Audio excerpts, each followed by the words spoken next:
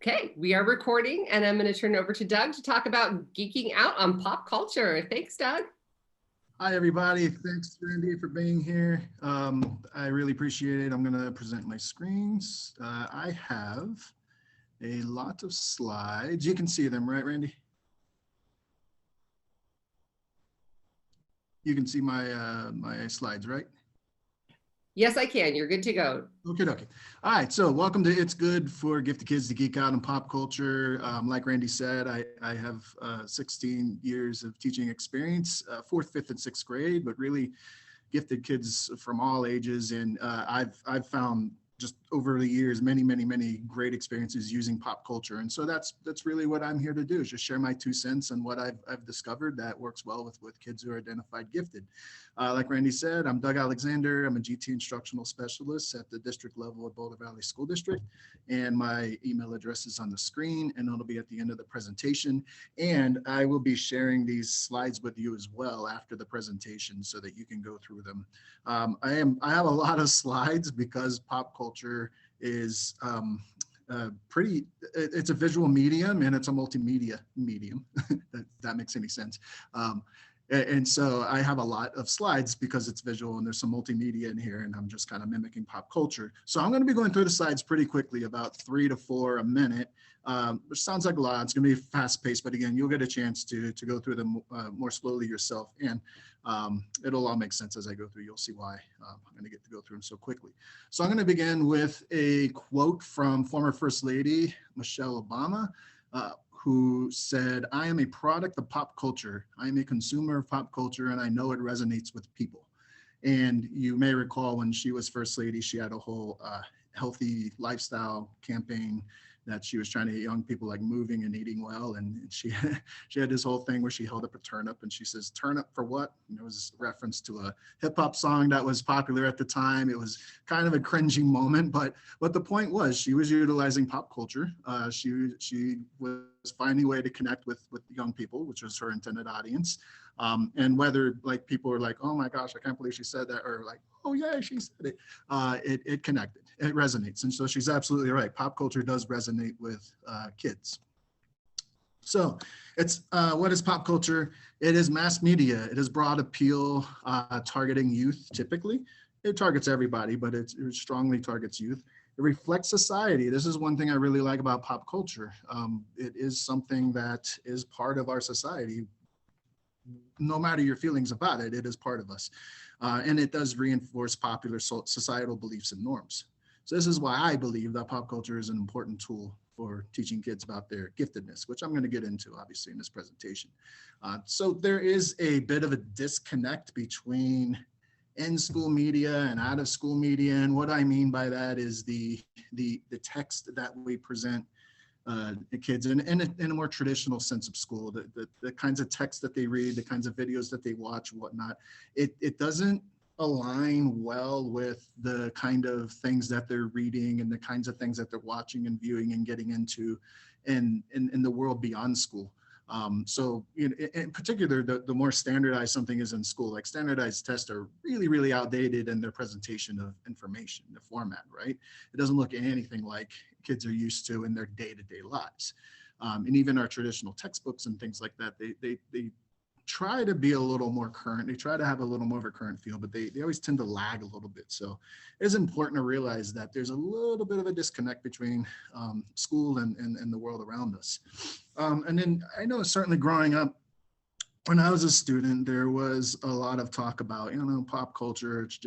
It's low art. It has no value. Video games are no good for kids. Your eyes will rot if you watch too much TV, et cetera, et cetera. There was a lot of negative surrounding pop culture. But I would ask anyone to just frame it this way. What message do we send when we say something that a kid is really invested in, really like engaged in? It captures their imagination, it inspires them, it makes them happy, and it gets their creative juices flowing. When we say that has no real place in learning, it's that's where the approach that I took as a teacher, thinking I don't want to tell kids that the things that they really enjoy doing, that their pop culture doesn't have any value in the world of education. I think it certainly does, and it is a tool. We just, like any tool out there, we have to teach kids how to use it and how to find the good in it, because there's certainly all kinds of stuff in pop culture that we don't necessarily want kids to be exposed to, but there's a lot of good out there too, a lot that we can learn, and that's what I'm going to get into in this one. So we use pop culture as a tool to teach kids about their giftedness, and it's fun. Kids like pop culture, and it's okay to have fun with your learning experiences. I'm speaking as a teacher, so a lot of what I'm saying in this presentation is certainly framed from a classroom perspective or from a teacher's perspective. This could certainly be translated to the home world as well, but generally I'm going to be talking from a teacher's perspective because that's where I have my most experience using pop culture. So pop culture, it's interesting. It has natural buy-in with kids. It's fun. It's something that kids are already into. So why fight against that? Why not just tap into that? And let's look for the good and what they're into, and pull it out and use it as a learning opportunity, as a teaching tool. You can ask kids. This is something I heard Dr. William Kist from Kent State University say at the pop culture conference a few years back. He said he challenges kids to say, what version of pop culture saved your life? And what he means by that is, like, what was the one book or the movie or the comic or the graphic novel or the song that just sunk its teeth into you and changed your life and just set you off on a different course of how you viewed the world? And that's a really interesting thing to pose to kids. It's like, what is the one thing that you're really into that you normally don't get to study in school, that you find really interesting, you're invested in? So there are 3 acts, as I call them, 3 parts to my presentation today. So again, Act 1, we're just going to look at 20 reasons why pop culture is important to kids. So again, in an effort for saving enough time at the end for a few minutes of questions and answers, I'm going to just skim through these rather quickly and just talk about each one a little bit, and then we'll have time to discuss more later on. So why is pop culture important? Well, this is based on some research that I've done into pop culture. So it's not just, I had an interest in using pop culture. I actually attended conferences. I went to workshops. I have practiced using this. I did my own research. So this is based upon years and years of research, what I've come across. So pop culture is inescapable. It is here whether we want it or not. It is part of our society. So no matter what we do, where we go, or what our kids do, like, they are involved in pop culture, either directly or indirectly, but it does have an impact on them. Pop culture is important because the youth market is among the most aggressively targeting marketing demographic in the world. This is not new information. This has been around for generations.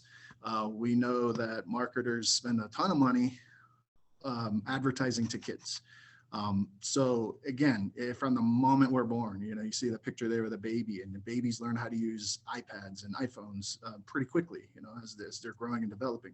So it's a marketing tool. So again, there it is. Pop culture is ingrained in us from the beginning. Pop culture is also specific to time and place. So you may recognize a few of these things.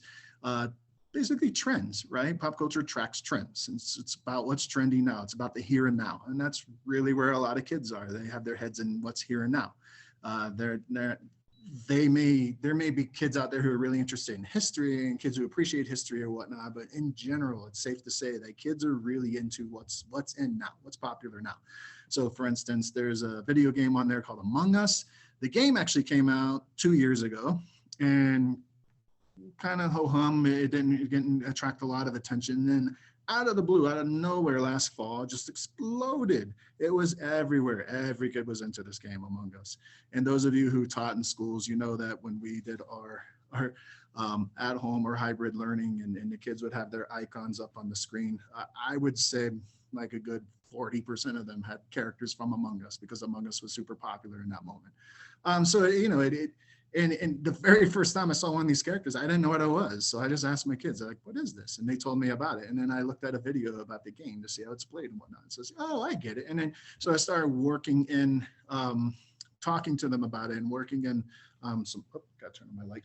Here we go. So talking to them about it and just learning more about it so that I can build that relationship with them. Pop culture is important because it's effective infotainment.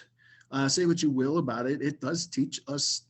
It does teach us, whether it be a graphic novel, whether it be YouTube, whether it be game shows.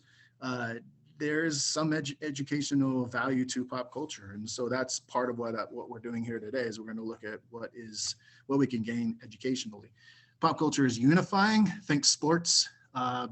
Sports, yes, is part of pop culture, and so think how excited people get. We like to say, pop culture is kind of like a side to the news or to business or to school, and yet everywhere you go, whether it be the news that devotes 7 to 10 minutes every single broadcast to sports reporting, or you have your sports spirit days in schools or in business or companies that give away blocks of tickets to go see your favorite sports teams play. It's there. It's unifying. It's something that people can get behind. They get excited about. Pop culture also builds and strengthens interactions with people who enjoy the same things. So here, think something like Comic-Con, where groups of people who are really into their version of pop culture, whatever that be, superheroes or movies or music or whatnot, they can get together in one spot and all just kind of like find each other and interact with others who have the same interests they do. Pop culture helps kids understand different points of view, find commonality, become more accepting of others. Look how far things have changed with even just what is specific to kids in general, specific to kids. So take Barbie, for instance, a lot of pushback against Barbie for perpetuating a stereotype or whatnot. And now you have all kinds of Barbies of different skin colors and ethnicities. And here you see a Barbie in a wheelchair and Barbie doing various roles. You have Miss Marvel, who one of the latest incarnation of Miss Marvel, she's Muslim. You have on the Disney Channel a few years back, the first gay kiss in a kids TV show on Disney. So it's come a long way. It really does. It reflects what's happening in society. Society is getting more, they use the word woke. And so pop culture is kind of on the cutting edge of being woke as well. Pop culture helps kids better express their identity. So the more exposure that happens in the world of like social causes or whatnot, the more kids are willing to warm up to that or whatnot. So for instance, this is an artist, she's 22 years old, non-binary Gen Z indie pop artist named Claude. So many indie artists who are very, very young, but they are more openly expressing who they are truly inside, more so than any other previous generation. Here's some more examples. How pop culture is used to make points. So you have Harry Potter here. If Harry Potter taught us anything, it's that no one should live in a closet. So an obvious metaphor for encouraging people to come out. Captain America is now Black in the comics, which is reflecting our times. There's very much a social justice movement, which I'll talk about in a minute. And if you've never heard of it or read it, American Born Chinese, one of the best graphic novels to come out in recent years, which deals with a kid's duality of cultures, culture clash, just trying to be a typical American kid while still being in touch with his Chinese heritage. So pop culture is used as a tool of protest movements. Kids are getting involved in politics, probably more so. I mean, I'm from Generation X, and I used to think that my generation was pretty politically active. The social media and the internet has certainly made things easier. It's given them a more of a voice where they can speak up and protest against the things that they don't see or things that they want to see change in the world. Here's some more examples of how pop culture blends with social change movements. So you have a guy dressed like Batman during a Black Lives Matter protest with the obvious social justice warrior metaphor there. You have back in 2011, a girl in Libya holding up a sign that references Harry Potter because she was against the leader at the time, Omar Gaddafi. And in 2017, there's a women's march in Seattle, and they stylized their signs to mimic Star Wars. So just that familiarity really brings people together. Pop culture teaches kids how to make sense of the world and what society believes. Again, music is great for this. It reflects a general, like, where are we at, what's happening, what's going on in our larger, like, group think. Pop culture helps kids imagine diverse societies, well, yes, diverse societies, but diverse futures as well. It's a couple of examples here, WALL-E and then Star Trek Lower Decks. So just painting a picture of the future, of what could be, and things that we could strive to, and things that pop culture would try to warn us, like, hey, we're going down this path, maybe we should avoid what we're doing. Pop culture influences kids' values and informs their actions, right? And I'm going to move on a little faster here because I'm noticing I'm starting to run out of time. Tackles real issues and challenging issues. The Hate You Give, very popular book a few years back, dealt with some very strong issues, and middle schoolers love this book. Pop culture is art. Think of the pandemic. When we went to lockdown, we had a lot of health professionals now portrayed as superheroes, as those who are defending the earth. Pop culture does not require special knowledge or skills. It's accessible. True, no matter what you do, it's really easy to engage in pop culture. It crosses national, geographic, ethnic, and social barriers. One of the biggest pop artists in the world right now is BTS from South Korea. And a lot of their earlier songs were sung in a language other than English, and so it's amazing that has become so popular.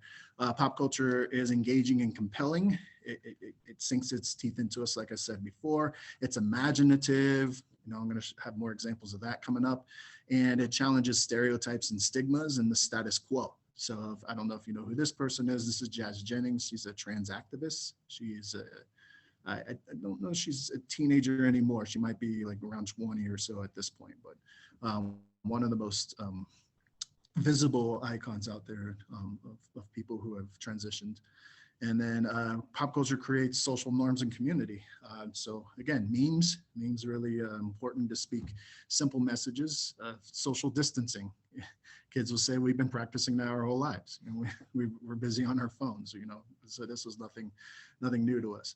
All right, so moving into Act 2, pop culture positive role models for gifted kids. So what can we teach? What can kids learn from real and fictional people? All right, so you have Lisa Simpson from The Simpsons. The Simpsons been on for more than 30 years now. I'm not going to read each of the quotes. I'll give you a second to read the quote, but basically she is that perennial kid who is gifted in her family, who is always wondering, why can't my family see things from my point of view? Why aren't I the most popular kid in school? I have all these accomplishments or whatnot. So she's always kind of speaking. She's always the voice for like the kid who's in the family who's identified as gifted. If you're a fan of Lord of the Rings, I consider Samwise Gamgee a gifted character. Again, have no way of telling, they're fictional characters, but he always has these little nuggets of wisdom along the way, along the journey that he said, that's just so wise. I think it's a great role model for kids. And a lot of people would argue that he was the true hero of that story, even though he was more the sidekick. But there's some argument to be made that because he was so wise, because he was so level-headed, because he was so logical and able to think things through, he saw things that Frodo couldn't see. You have Hermione Granger from Harry Potter. Super smart, really into academics, really wanting to do well, that classic overachiever in school, and just being able to look past and perceive details that others don't see. That was her specialty. So a great role model for our gifted kids. You have Tony Stark / Iron Man from the Avengers series. Here he says, I came to realize I had more to offer than just making things blow up, right? What a pretty good thing to let kids know, that if you have this power, are you going to use your power for destruction? I'll get into that in just a few minutes. The Doctor from Doctor Who. Again, I'm going to skip over this a little bit because you'll get access to these slides. Akilah Anderson from Akilah and the Bee, about a girl who wins the spelling bee. Sherlock Holmes. Meg Murray from A Wrinkle in Time. Okay, and then we have Violet from the series of Unfortunate Events. Skipping ahead a little bit, there's other things I want to get to before I run out of time here. Smart Girl Trope. So just when we teach using pop culture and characters, it's a really good opportunity to teach kids about how smart people or intelligent people are portrayed in fiction. And so especially girls, there's a very particular mold that for some reason a lot of girls are portrayed as in fiction. Overachievers, reputation for getting good grades, having a deep self-awareness, being confident, ambitious, but also pride can come off as arrogant or superior, feels apart from others, overthinks, overanalyzes, hyper-aware. This describes so many girls in pop culture. So certainly pop culture is not perfect, but it's a great learning tool for kids, right? It's to get them to look at those profiles and how kids are portrayed. If you look at these three girls I use as an example, one thing you may notice that all three have, they're wearing glasses, right? Stereotypical, metaphorical, like, oh, you're the smart girl because you're wearing glasses. So it teaches a bit about stereotypes too.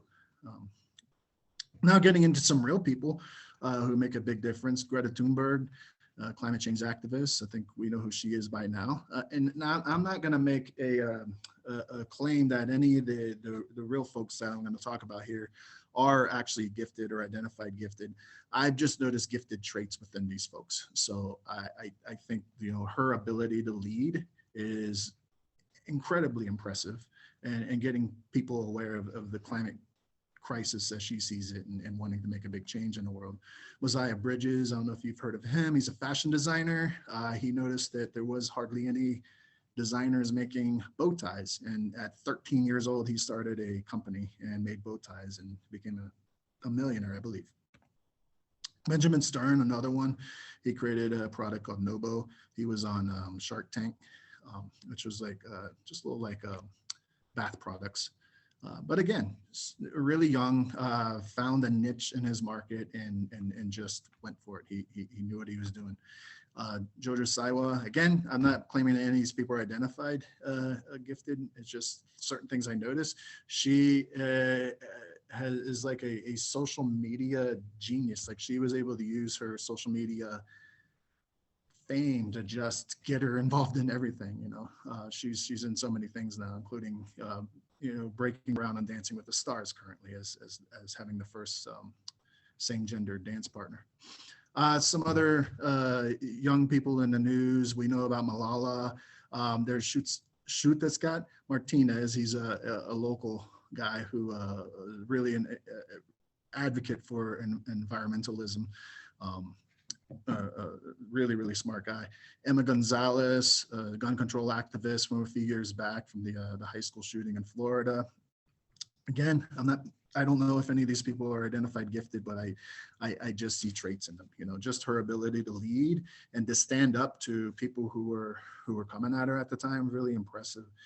We got this guy here, Easton. He developed affordable prosthetics. We have Haley Thomas, who founded an organization to get kids to eat healthy.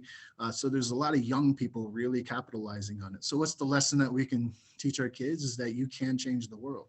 We also have gifted traits among internet personalities. Here's a few of them. A lesson that we can find here is that innovate, find your own path. 15 years ago, YouTube was just getting started. Like, having a career on YouTube was unheard of. And now you have a whole trove of people who are making a living, and they got started when they were young on YouTube. And then here's some celebrities who are just really, really incredibly smart and have done multiple things in their careers. And so the lesson here that I give kids is develop your multiple talents. All right, and again, I'm just moving quickly here because I want to get through Act 3 in the next 5 minutes, if possible, maybe. You're doing fine. We have plenty of time, and Okay. don't rush through Act 3. We will get to questions at the end. There aren't a ton, and I'm really liking what you have to share. So I want you to take your time and Thanks. share with us everything. I appreciate the feedback because I was worried about running out of time. Okay, so moving into Act 3, actually using pop culture, like using the things that kids are really into to teach them about their giftedness. Again, all about relevancy. It's about making those connections with kids. And pop culture is a great tool for that. So I'm going to start in the world of music. I love music. I'm a big music fan. Here we go. Hello, I'm still here. There we go. All right. Yeah, so there was a song by some local artists here, Flowbots, called Handlebars. It came out about maybe 10, 12 years ago or so.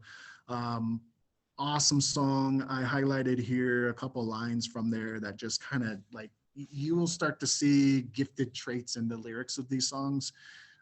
And of course, they can apply to anybody in various situations, but we're looking at it through the lens of like, how do we teach kids who are gifted? So again, you're looking for the things that kids are into. So the music they're into, the movies, the books, the TV shows, whatever it is, and find those little nuggets that will help you teach them. So in this particular one, I can do anything with no assistance. I can lead a nation with a microphone. So really, the lesson here is explore your options through your talents and interests. I'm just going to play just a brief clip here from this song just to get a flavor of it. I can design an engine 64 miles to a gallon of gasoline. I can make new antibiotics. I can make computers survive aquatic conditions. I know how to run the business, and I can make you want to buy a product. Movers, shakers, and producers. Me and my friends understand the future. I see the strings that control the system. I can do anything with no resistance, because I can lead a nation with a microphone. With a microphone. With a microphone. And I just put the atom of a molecule. Of a molecule. Of a molecule. Okay, so how fun is that, right? Like just all these things that you can strive to do, that you can be. A really good message for our kids to know that if you channel your gifts and abilities, you have power in this world. Billie Eilish, song called My Future, came about a year ago. A lot of pop songs you're gonna find, if you're looking for inspiration in pop music, is really based in love or whatnot. Obviously, that's a huge cash cow for pop music. And there are little nuggets here and there. So it's about cherry picking those moments in a song that the kids are listening to that you can use to teach them. So here we go. I'm in love with my future. Can't wait to meet her. I'm in love, not with anybody else. Just want to get to know myself, right? So you can take any interpretation you want on this. I used to teach language arts. I used to teach kids, if you're reading a book and you're trying to find theme, you can argue anything is the theme as long as you can back it up with your thinking. So my interpretation would be from this song is you can control your choices in your future. So the character in this song, she decided to leave her relationship because she wanted a better version of herself, but it doesn't have to be tied to a relationship. It could be tied to just the path that kids are on, and you can decide, no, I'm in love with my future. I have a vision for my future, and I'm going to go this way, and that's okay. All right, some other examples. I'm not going to read all of them. I'll give you a second to peruse them. These are just some in the past 10 years or so examples. Katy Perry, Firework. Charlie Puth, Just the Way I Am. Hey Violet, ODD. Hunter Hayes, Invisible. This one in particular really resonates with kids, talking about crowded hallways are lonely and all that. 21 Pilots, Stressed Out. Boy, our GT kids sometimes get really stressed out. So it's really just about taking a step back, accept yourself, embrace who you are. You're not alone. There's a lot of great examples here to be pulled from music. Getting into musicals, Hamilton, My Shot. With every word I drop knowledge, I'm a diamond in the rough, a shiny piece of coal. So Hamilton was there's the character Hamilton and the real Hamilton, but both versions of Hamilton, really knew what they wanted. They went for it. So they knew what they were talented at doing, and they tapped into that. The Greatest Showman, This Is Me, March to Be Your Own Drum, obvious one there. Frozen, Let It Go. I know we're probably all sick of the song, but the song actually has some nuggets of wisdom there. Don't hide or ignore your gifts. Nightmare Before Christmas, it's Halloween season, so you may be watching this movie recent or coming up. So I excel without ever even trying. Yet year after year, it's the same routine. Think about that from a gifted kid's point of view. Like, you can change it up. you can take a risk. Jack and this character in the movie took a risk. It didn't work out well for him, except it did, because in the end, everything actually ended up working out, even though he caused a disaster. But sometimes change is messy. So be willing to take risks. Healthy risk, I should say. All right, so getting into movies here, Onward. I really, really, really like this movie. I know it wasn't like one of the more popular Disney Pixar movies. I thought it had a lot of heart. So if you don't want any spoilers, just plug your ears and go la la la for a couple seconds. I'm going to just briefly explain the scene. As his 16th birthday, Ian, the main character, discovers he has a gift of magic and sets out on an adventure with his brother Barley as his mentor. Ian doesn't let his gift go to his head. He doesn't let his gift define who he is, and he doesn't let his gift get in the way of strengthening his relationship with Barley. And so it's this whole story about this relationship and how one brother doesn't have the gift, but the other brother has a gift, and how the older brother is still super supportive of the younger brother. And it's about how the younger brother learns to accept his gift and use his gift to his advantage, and to never take advantage of others. So I just thought, beautiful, beautiful message from that movie. More recently, Soul. Again, you're going spoilers, la, la, la, la, la. Joe is the main character here. He's lost in the realm of souls, trying to find his way back to his life on Earth. He meets some other souls who are technically still alive, but they're sort of in a meditative zone that they call the zone. And one soul tells Joe, the zone is enjoyable, but when that joy becomes an obsession, one becomes disconnected from life.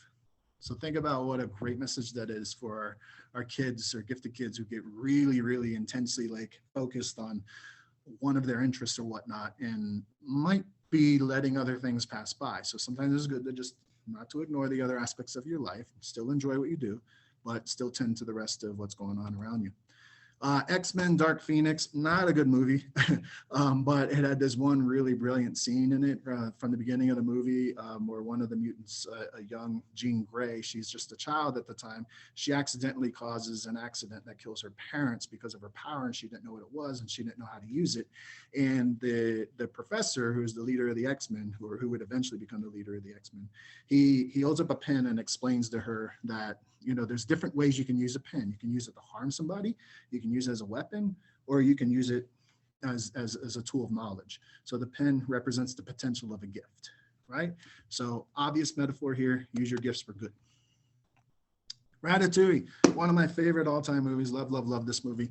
There was one scene in particular that I really, really like because Remy the rat has a particular talent that others don't, and he's trying his best to explain his talent to his brother who doesn't have the same talent, and he just realizes not everyone has the same gifts. And I'm going to play a quick little scene here where he's able to just, his mind explodes with when he tastes flavors, and his brother just can't do it. Oh, Cousteau was right. Oh, yeah. Oh, amazing. Each flavor was totally unique. But combine one flavor with another, and something new was created. I brought you something. No, no, no, no, no! Spit that out right now! I have got to teach you about food. Close your eyes. Now, take a bite of this. No, no, no! Don't just hork it down. Here. And chew it slowly. Only think about the taste. See? Not really. Yeah. Creamy, salty, sweet, and oaky nuttiness. You detect that? Oh, I'm detecting nuttiness. All right, so he's trying to teach his brother his gift, and it's just not innate to his brother. So it's a good thing for kids to see. Like, not everyone's going to see things the way you see things. Not everyone's going to experience things the way you experience things. All right, The Matrix. This I would definitely do with the older kids. The Matrix, an R-rated movie, a brilliant sci-fi classic, and not quite appropriate for younger kids. But if you do have some teenagers, this is a good opportunity to teach them something where the main character Neo learns to see the world in a new way. I think this is a really cool metaphor for what it must be like to be exceptionally gifted, just way down that spectrum of giftedness. Like, that outlier of outliers who can just see the world in a way that is completely different, thinking on a very, very different level. So I'm going to show you just a quick scene, a famous scene from the movie here.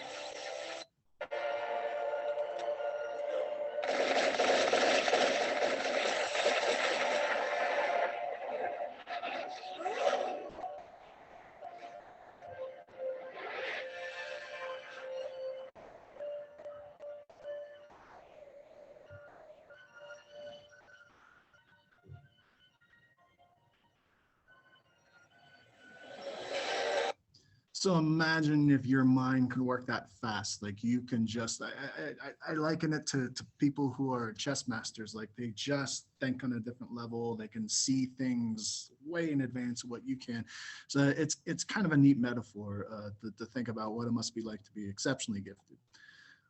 Then we have The Incredibles, where the main villain there plots to give everyone a technology that's going to rival superheroes, thus rendering superheroes obsolete. I think this is an interesting lesson because there's a lot of debate over giftedness and isn't every child gifted or whatnot. And there are some who will deny, who undervalue or even be hostile to giftedness in general. Like they just don't believe in it, or for whatever reason, they're against it. There is an anti-intellectual bias that exists in society, and it's important for us to recognize that. Gifted expert Jim Delisle, a couple of years back at the CAGT conference, he had a list of film therapy. So here's a couple of his favorite movies that he recommends for teaching kids about giftedness. And then we get into TV shows. We have Star Trek. No matter what Star Trek series you're into or like, basically all of them come back to kind of this one big lesson that it's okay to question authority. So even though they're captains and they're supposed to be following orders and holding the line, inevitably each of them step out of line at some point or another to buck the trend and to question authority, because they simply know what they know, and they know in the moment that the decision that they make is the better decision, even if it goes against the authority that they have to report to. Mandalorian, a more recent example, really, really great line. Spoiler alert, la la la la la, if you don't want to hear it, if you're planning on watching and haven't seen it yet. Mandalorian is a character who's on a mission to protect an exceptionally gifted young being from corrupt forces. And at the end of the second season, Jedi Master Luke Skywalker eventually arrives to take the child for training, and he says, talent without training is nothing. Talent without training is nothing. So this is a really good opportunity to teach kids, like, you can be really gifted and talented. If you don't develop that talent, it might be for nothing. Like, you know, use your gifts for good, develop them, spend the time. Adam Ruins Everything, really fun TV show. This guy likes to expose the ugly truth behind a variety of topics. He comes off as smarmy on purpose and a know-it-all personality, rubs people the wrong way, but he's there because he's trying to make points. He's very, very, very well researched. He makes very compelling arguments as to why a lot of things that we believe aren't necessarily the truth. So a good lesson there is don't believe everything you're told. Big Bang Theory, an obvious choice. A group of socially awkward, really intelligent scientists become friends. Really, the message here is find your tribe. And here is a fun little clip about them talking about friendship. If you do get a new friend, he should be a guy you can trust. You know, a guy who has your back. He should have a lot of money and live in a cool place down by the beach where we could throw parties. We should share our love of technology. And he should know a lot of women. Okay, let's see. Money, women, technology. Okay, we're agreed. Our new friend is going to be Iron Man. So great thing about that show is you can totally picture some of the kids we know who are gifted, like having that conversation. Like it pretty much represents a segment of the gifted population. All right, so we have a game show Jeopardy right now. So we have Mayim Bialik, who is the current host of Jeopardy. She actor, doctorate degree, now game show host, like done a whole lot. And I also put the current champion of Jeopardy, a guy named Madam Odio, is become one of those rare people who just has this long run making more than $1 million and no one can touch him each episode. So is he gifted? I don't know, but he certainly is tapping into his talent there. And then one of my favorite people on earth is Neil deGrasse Tyson. As a teacher, he's one of my heroes because I think he has this incredible ability to take these really, really heady concepts and make them so accessible. And his TV show is called Cosmos. He has a couple others as well, but that's a really good one to check out. America's Got Talent, for obvious reasons. Pursue your goals, moonshot goals, your dreams. A lot of kids have been on that show. Getting into book characters, Calvin and Hobbes. Calvin's a gifted kid. Kids love Calvin and Hobbes, whether the kids are identified gifted or not. They love this still, even though this comic hasn't been around since the 90s. Still resonate with kids today. And it really, like, an underlying theme is there to embrace your giftedness, you know, remember to enjoy the simple things in life. Matilda, another kid you can argue has some gifted traits there. Recognize sometimes you're a square peg being forced into a round hole. It's a common theme among her books. Graphic novel came out a few years ago called New Kid. It literally is about a kid who's new to school, but a lot of the themes there kind of resonate with kids who are gifted. So staying true to yourself, and even if you don't know where you belong. Graphic novels. So just a real quick thing about graphic novels. A lot of, not so much anymore, but I know certainly like 10, 15 years ago, teachers are very hesitant to use graphic novels or comics and as educational tools. They just didn't see it that way. But there's been a lot of research into this. Graphic novels actually have a lot of higher level vocabulary. Depends on the graphic novel, of course, but a lot of the really popular, strong ones that have lasted have strong vocabulary. And it teaches them inferential thinking because they have to read between the panels. They have to make inferences about what's happening. And they're really, really good for English language learners as well. Here's a list of some other just random graphic novels that reflect society in one way or another. Some of them are superheroes, some of them are reality-based, some of them are history-based. Just be careful when you're trying to teach pop culture to kids. Don't just use pop culture only as an entry point. Like, oh, I have this really cool science lesson and I'm gonna show you a meme to get you interested, and then never reference anything pop culture in the science lesson again. Like, no, if you're gonna commit to pop culture, then use pop culture as the lesson there. Kids can see through it. You know, if you're not authentic and relevant in your presentation, then the kids will be far more crossing their arms and not being willing to give over to it.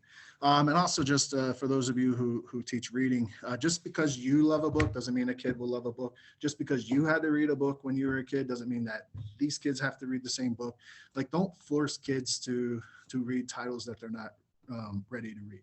And there's some great like research on this as well, but all in all, like, you know, kids will be ready to read the classics when they're ready to read the classics. I know there is certain things in curriculum or whatnot, and still, if at all possible, you know, give kids choice, guide them, you know, toward good books, but don't just force them to read a book just because like you have to read the book.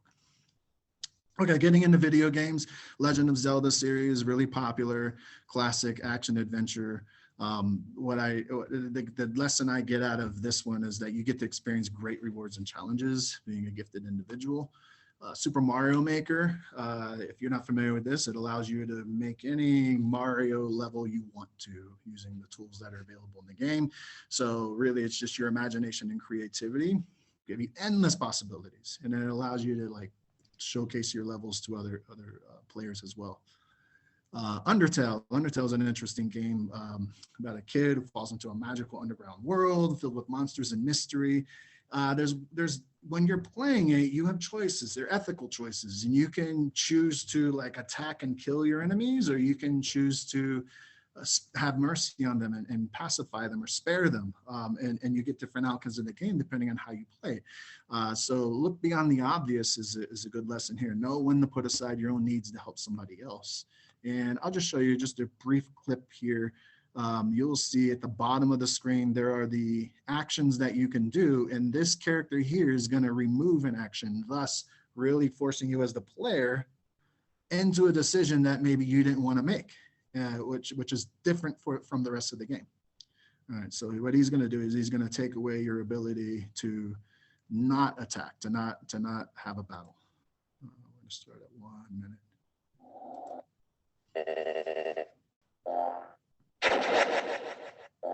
So he takes out mercy right there. And now he's forcing you to fight. So if you've been a pacifist for the whole game, you're now forced into a battle. So it's an interesting thing to pose with kids. Like, okay, you're forced to make a decision you didn't want to make. Now what do you do? Right? Minecraft, kids love Minecraft. It's funny. Minecraft was popular, then it wasn't. Now it's popular again. It's something that endures. Trial and error is a really good message here. Psychonauts 2 is a recent video game, a metaphorical journey through the minds of various characters. You set things in motion in their mind that's going to alter the outcome of the physical world.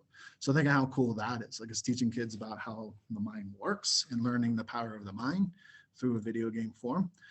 So remember, internet is everything. Pop culture is a big part of it. It is literacy to teach kids about multimedia and pop culture. It's just part of our world now. Kids spend more time reading from screens than they do pages. So it's important for us to teach media literacy, like how to read websites, how to look for information. They need to learn how to think analytically and critically using fewer words, right? Because the passages aren't as long as they used to be. Interactivity is a vital skill that we need to teach them. Kids value their interest in pop culture by collecting text sets. I mentioned this earlier in my presentation. An example is like 1984 dystopian movies, graphic novels, TV shows. That could be a collection of things that a kid is interested in. Like if they're into dystopian futures and whatnot, they sort of curate the little books and movies and TV shows that they're really into that fit into that category, and then use that to build upon the reflections of the world around them. It's really interesting to look at a historical view of pop culture. So if you look at the mid 20th century pop culture to modern media, really, really fascinating, and gender roles and societal roles in general. And be willing to incorporate movie clips, TV shows, music, news. Of course, don't just do it blindly. Screen it ahead of time. Make sure it's age appropriate. Have students discuss the gifted traits that they're noticing. I had a whole thing where I taught a class of kids who are gifted, and I did a presentation very similar to this, and I had kids curate their own things in pop culture that they're into, and then explain what was it that they liked from the bits of pop culture they like, being a video game, music, TV, whatever, social media, and tell me about their giftedness using the pop culture. And they were really fascinated by it. They saw pop culture in a new light. Yeah, so I'll just skip through this. Just some resources here. Denver Pop Culture Con actually is become something else that's called the Expo something or another, coming up at the end of the month. I forgot to change out the graphic on this one. But there's some books here too: Understanding Comics, Closed Media Reading, Worth 1,000 Words, Pixar Storytelling. All of these are excellent books if you're interested in getting into it a little more. And thanks. Sorry I went a little bit longer than I anticipated, but I hope you enjoyed. And I'll be glad to take any questions that you might have. That's totally fine, Doug. We had plenty of time, and I think it was important to share all the examples. I think while we wait to see if any questions come in, we haven't any questions, lots of just like, yeah, this is great and relevant. And we do want to let our viewers know Doug has graciously shared this presentation. So if it's something you'd like to go back and look at and reflect on, because I know it was a lot of information. And I have to tell you, as a former English teacher and looking at now at like the 2020 standards, there is no reason that pop culture, and actually part of the standards are to do comparative studies of, kind of seminal literature and pop culture and the movie to the book type thing, which that's so relevant to students. And the standards are so flexible as long as we're teaching those things. Why would we not latch on to these things that students find such a connection with? So I really appreciate that. And I got to tell you, Matilda is, I like choke up every time I talk about Matilda and how important that book was to me as a kid growing up. Like it's just, I can't express how important it was that I saw myself in that text and how many other kids see themselves in those texts. And And it may not be what was important to us as kids, but if they see themselves in it and it's relevant to them, then we need to, I think, honor that and again, provide those choices. So Kate Bell says, this was such a great presentation. Well, Kate, you can find it on our website tomorrow. I was, jotting down some of these things to just ask my kid, like, do you, the Undertale and Psychonauts, because he's a big gamer. But when you talk about, you had music as a couple of your examples, and you said you were a former English teacher. Do you remember this fly? It's got to freeze at some point because this fly is driving me crazy. I remember learning about poetry when I was a student and how like almost painful it was. And I then taught poetry. And I used, we did modern poetry, which I think modern poetry is just trippy. And I kind of said it that way. I was like, this is not going to make sense to you. I want you to make sense of it. And that was fun. But I was never really taught that music is poetry. And why not, as long as it's appropriate, again, we've screened it, create that relevancy for kids in the classroom and look at. Yep. I used it I used music as an entry point in teaching poetry. I just went way back. I pulled out some Beach Boys lyrics and presented it to them as a poem. And then they're like, well, why does these words keep repeating? And then I play this song for like, oh, I know this song. And then we talk about that. And it's like, okay, well, now can you see some similarities between song lyrics and poetry? Certainly there's a lot of parallels there. And so if you can use pop culture as a hook to get kids in, as an entry point, that's great. There's so much simile, metaphor, repetition, onomatopoeia, alliteration that exists in there. And if we're trying to get kids to understand those finer points of literacy, then that's definitely something an avenue we can use. I really loved also your points about the smart girl trope. And I think a lot of our kids struggle with that. And a lot of our girls struggle with that, feeling stereotyped and kind of boxed into this image. Right. And I think it's great to kind of say, hey, this is out there. It doesn't mean that that's what it has to be like, Exactly. Yeah. And my presentation obviously was to promote pop culture. There's certainly a dark side to pop culture. And so it's important to point that out along the way. Like, how are people being portrayed? There's the smart girl trope. There's something called I'm probably going to get the terminology wrong here, but like the refrigerator girl. And so that's the girl who's in danger and needs the hero to swoop in and only has a matter of time before she's killed off. And that's the only purpose of the girl being in the story, which is such an inappropriate message to send to kids. Luckily, like, things have changed and gender roles are changing quite a bit in pop culture, but it's good for kids to know about that. There's another thing that I pointed out, that the Avengers movie that came out about 10 years ago, the first Avengers movie, it had the classic team of Avengers, and they're all in their heroic poses, and the one female character, Black Widow, she has her back turned so that you can see her behind, and she has her gun up like that. And somebody had some fun with that and said, what if it was the reverse? What if it was all the male characters who had their backsides turned, and she was the only one like standing heroically? And it looked ridiculous, like, right? And that was the point. Like, how ridiculous does it look when we portray girls in that light?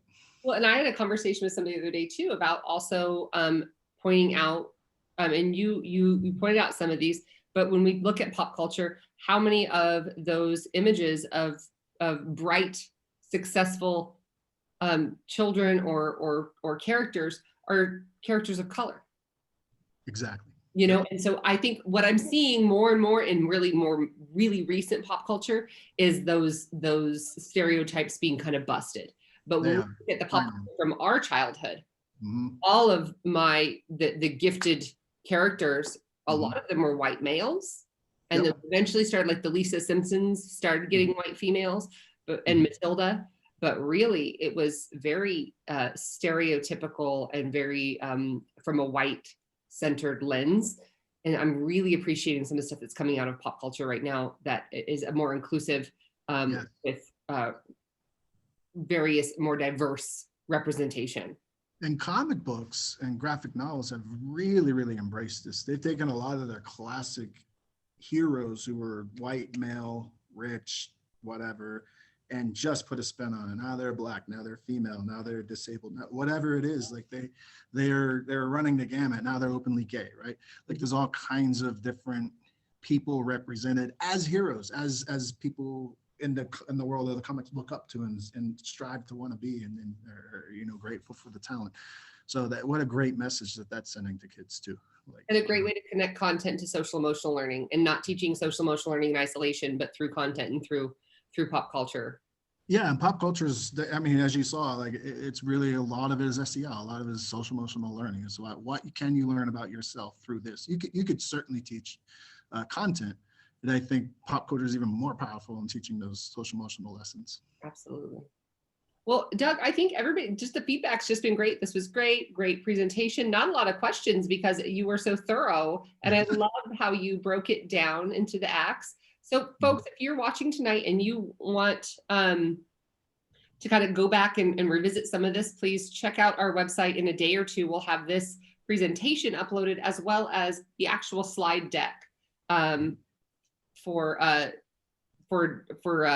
Doug. And Eileen popped in and says, any books or pop culture, or books for pop culture and gifted education. Eileen, we'll put the slides back up. He posted some there at the very end of his slide deck that were directed towards pop culture, maybe not specific to gifted ed. And then also some books that Jim Delisle had recommended, and movies. A lot of the movies Jim Delisle recommended were also books. So yeah, so definitely, Eileen, check out our website in a couple days, and we'll have these uploaded, and a lot of book and graphic novel content there for you. Yeah. So, well, thanks, everyone. And we will be here back next week with Nisha Padalon. She'll be talking about representative identification, especially when it comes to our ELL and Latinx populations here in Colorado. So if you are interested in equity and gifted ed, especially as it pertains to our Hispanic and Latinx kiddos, please tune in next week. I will be back with Nisha, another colleague of mine, to share that information with you. Doug, again, thank you so much for joining us this evening. And folks, don't forget to register for Parent Night. We'll put the link, we've got the link in the comments, but we'll also put the link on our Facebook page and our website for you as well. Have a great night, everybody. Bye, everybody. Thank you.